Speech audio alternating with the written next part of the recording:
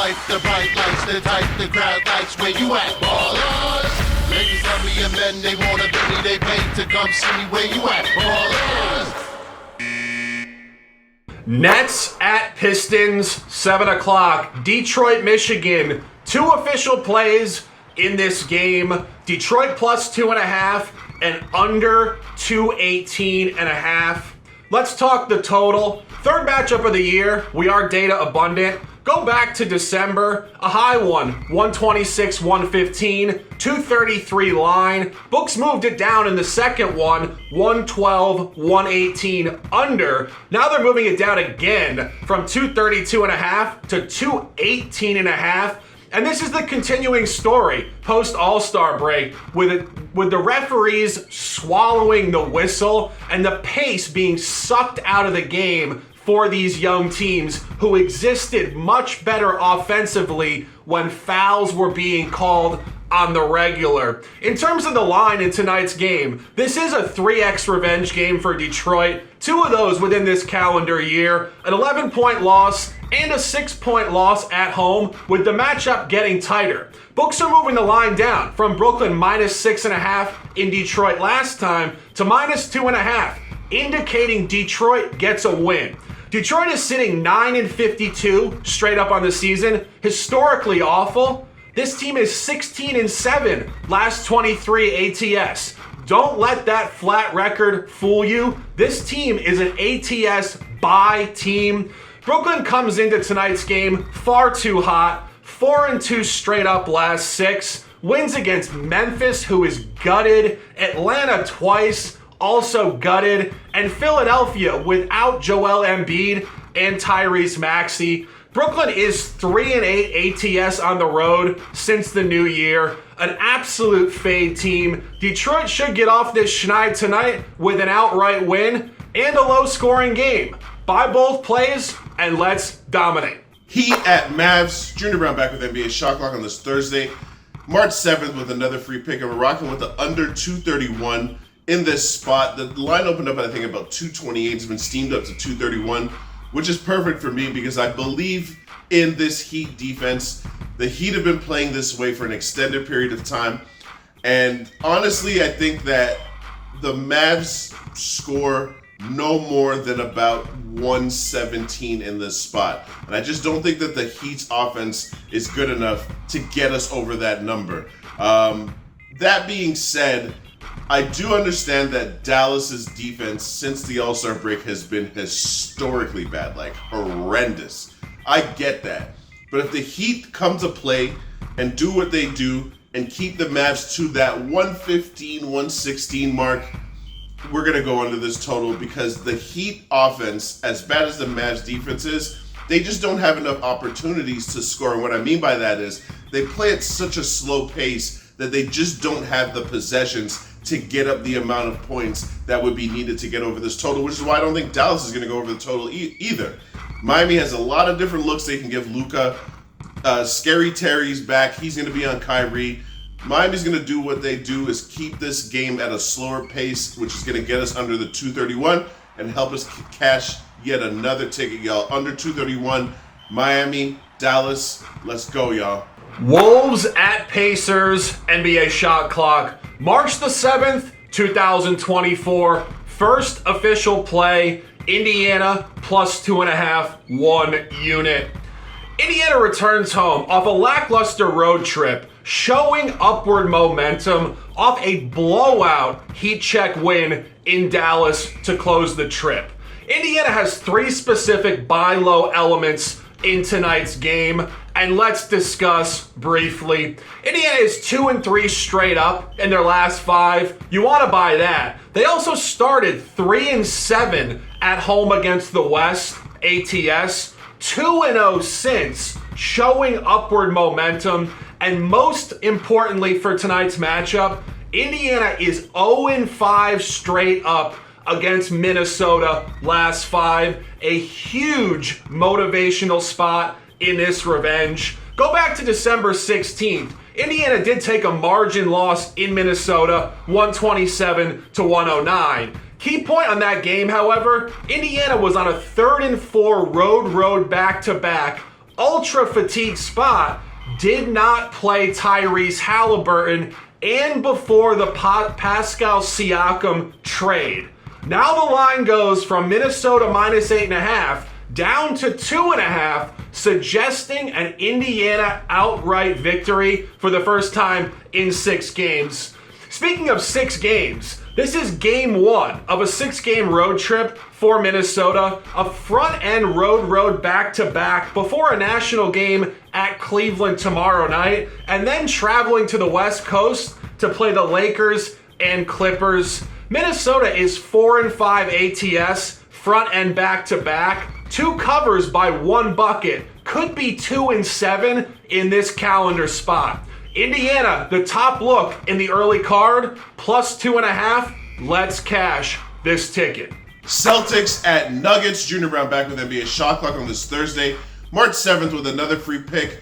Rocking with the Denver Nuggets -1. I'm going to be 100% transparent. Not going to give you guys a bunch of statistics like I usually do or trends or any of that. I simply believe Denver is the better basketball team.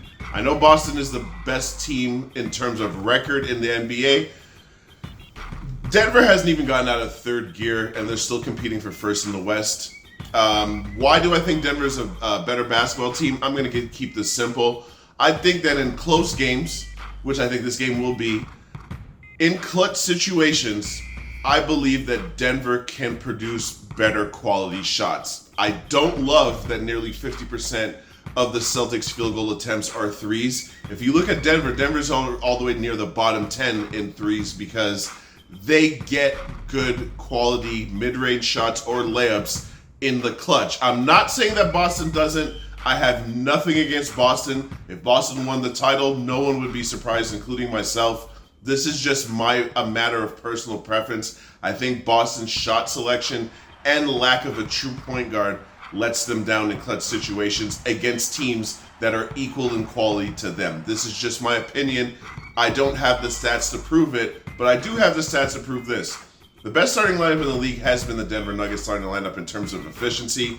I'm always going to rock with them, especially on their home court, in a game that you better believe their fans are going to be hyped for. They've been listening to all of this talk. I heard on one of these major networks the other day, should we put Boston in their own tier? No, you shouldn't. The best team in the NBA is Denver, in my opinion, which is why I'm going to take them, especially on a sale.